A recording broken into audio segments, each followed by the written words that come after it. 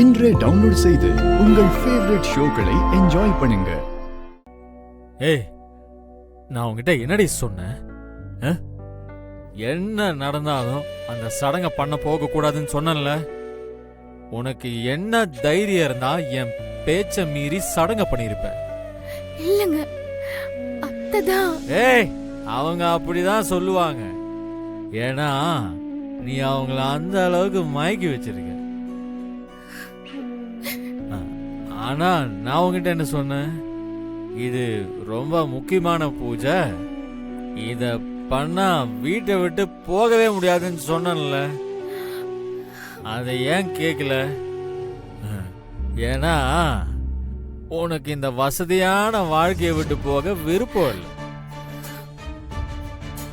இங்கேயே இருந்து நான் அணுவா கொல்லணும், அதானே? எங்க இப்படி எல்லாம் பேசுறீங்க? ஏய், உன் பிளான் எல்லாம் எனக்கு தெரியும். நீ எவ்வளவு பெரிய நடிகை, நீ என்னெல்லாம் பண்ணுவேன்னு எனக்கு நல்லா தெரியும். அப்படியே தூக்கம் வந்துச்சு, என் காலில் முள் குத்திக்கிட்டேன். இந்த குடும்பம் நல்லா இருக்கணும் அப்படி இப்படின்னு என்னென்னலாம் சிம்பத்தி கிரியேட் பண்ண.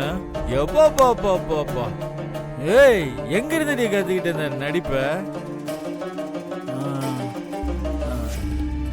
ஆமா, இந்த பூஜைய எங்க அம்மா உன் அக்காவை தானே பண்ண சொன்னாங்க. அப்புறம் எதுக்காக நீ பண்ண சொல்லு? அது நான் வேணும்னு. ஏய் ஏய், ஏன்டி இப்படி இருக்க? உங்க அக்காவுக்கும் துரோகம் பண்ணிட்டு எனக்கும் துரோகம் பண்ணிட்டு நீ மட்டும் சந்தோஷமா இருக்கணும், அதானே? தயவு செஞ்சு நான் சொல்றத கேளுங்க.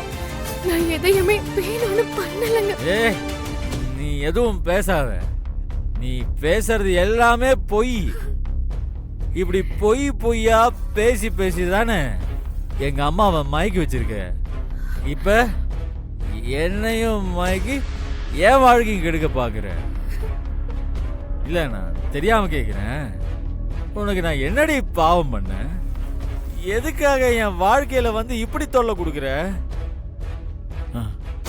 அன்னைக்கே கல்யாணத்தை நிறுத்திட்டு போயிருந்தா எனக்கு இவ்வளோ பிரச்சனை வந்திருக்குமா? என் அப்பா என்ன கோபமா பாக்குறாரு, என் அண்ணன் என்ன குத்தி காட்டி பேசுறான், இந்த குடும்பமே என்ன கேவலமா பாக்குறாங்க. எல்லாம் உன்னாலதான். நான் என்னங்க?